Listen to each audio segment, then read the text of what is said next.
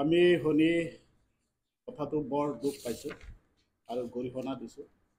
যোৱা 7 জুন তাৰিখে 2025 এই GM কক ইণ্ডাষ্ট্ৰীত বৰ্ণিহাটত যিটো দুৰ্ঘটনা হৈছে, এই দুৰ্ঘটনাৰ সময়ত দেৱৰাম ৰংহাং ডকমকাৰ এজন আমাৰেই মানুহ মৃত্যুবৰণ হ'ল। তাৰে তেওঁ আমি দুখ প্ৰকাশ কৰিছোঁ, তেওঁ মৰিব লগা হোৱাটো। লগতে তেওঁৰ আত্মা শান্তিৰ কাৰণে আমি কামনা কৰিছোঁ। তেওঁ আমি অকল গৰিহণা নহয়, তেওঁৰ যিটো প্ৰাপ্য, সেই প্ৰাপ্য তেওঁ পাব লাগিব। তেনেকৈ দুখীয়াসকলে বাহিৰলৈ কাম কৰিব যাওঁতে সৰু সুৰা ঘটনা হৈ থাকে, আমি সকলোৱে গৰিহণা দিছোঁ। এই ঘটনাটো আমি গণতান্ত্ৰিক আন্দোলন, গণতান্ত্ৰিকভাৱে আমি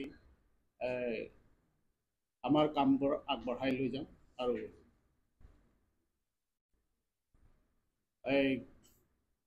তেওঁৰ ন্যায় নোপোৱালৈকে আমি এবাৰ এই হাত সাৱটি বহি নাথাকিম। তাৰে এই গৰিহণাৰ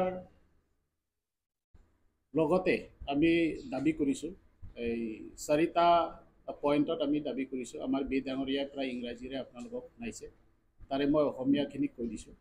যোৱা 7 জুন 2025 তাৰিখে GM কক উদ্যোগত নিহত স্বৰ্গীয় দেৱৰাম ৰংহাংদেৱৰ লগতে আঘাতপ্ৰাপ্ত ব্যক্তিসকলৰ বাবে ন্যায় প্ৰদান কৰিব লাগে। লগতে স্বৰ্গীয় দেৱৰাম ৰংহাংদেৱৰ হত্যাৰ মূল অভিযুক্তক অতি সোনকালে চিনাক্ত কৰি কঠোৰ শাস্তি প্ৰদান কৰিব লাগে। স্বৰ্গীয় দেৱৰাম ৰংহাঙৰ পৰিয়ালৰ লগতে আঘাতপ্ৰাপ্ত ব্যক্তিসকলক GM কক উদ্যোগৰ মালিক স্বত্বাধিকাৰীৰ তৰফৰ পৰা অতি সোনকালে ন্যায়সংগত ক্ষতিপূৰণ প্ৰদান কৰিব লাগে। গহপুৰৰ জৰুৰী সৰুতাৰীৰ গাঁৱত অবৈধভাৱে স্থাপিত GM কক উদ্যোগৰ দ্বাৰা মানৱ জীৱন, জীৱকুল আৰু জনজাতীয় ভূমিৰ অধিকাৰ, পৰিৱেশৰ প্ৰতি হোৱা গুৰুতৰ ক্ষতিৰ বিৰুদ্ধে উচ্চ পৰ্যায়ৰ তদন্তৰ জৰিয়তে এই উদ্যোগ অতি সোনকালে এই স্থানৰ পৰা উচ্ছেদ কৰিব লাগে। আমি এই দাবীসমূহ আঞ্চলিক সেই অঞ্চলৰ সংস্থাসমূহৰ লগত আলাপ আলোচনা কৰি আমি পাইছোঁ এইসমূহ। তো এই আমাৰ দাবীসমূহ পূৰণ কৰিব লাগিব। চৰকাৰৰ ওচৰত আমি দাবী কৰিছোঁ যে এই আমাৰ যিটো দাবী তেওঁলোকে অতি সোনকালে বিবেচনা কৰিব লাগে। আমাৰ এই ঘটনাটোৰ আপোনালোকক সেইকাৰণে আমন্ত্ৰণ কৰিছোঁ, যাতে আমাৰ দাবীসমূহ আমি যিটো পন্থা লৈছোঁ সেইটো আপোনালোকে ভালকৈ বিবেচনা কৰি প্ৰচাৰ কৰি দিব। এই সকলোৱে আমি গম পাইছোঁ, যোৱা 7 তাৰিখ জুন মাহত 7 তাৰিখ যিটো বৰ্ণিহাট যিটো ঘটনা ঘটিল, যিটো ঘটনাৰ কাৰণে তাত এজন শ্ৰমিক প্ৰাণ হেৰুৱাবলগীয়া হৈছিল। লগতে বাকী 3-4জনমান তাত আঘাতপ্ৰাপ্ত হৈছিল। এতিয়া বৰ্তমান তেওঁলোকে চিকিৎসাধীন হৈ আছে।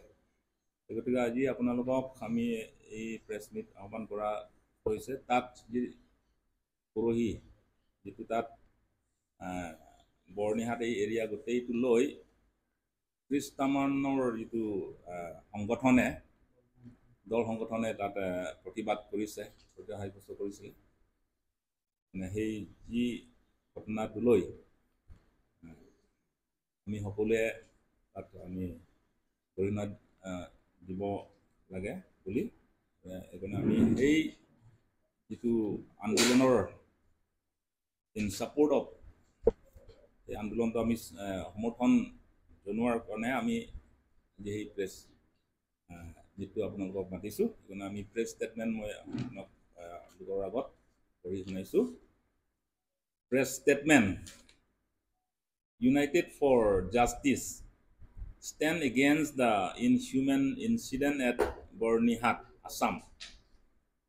We issue in this heartfelt statement with deep sorrow and urgent concern regarding the barbaric incident that occurred on 7 June 2025 at GM কক Industry, Bornihat.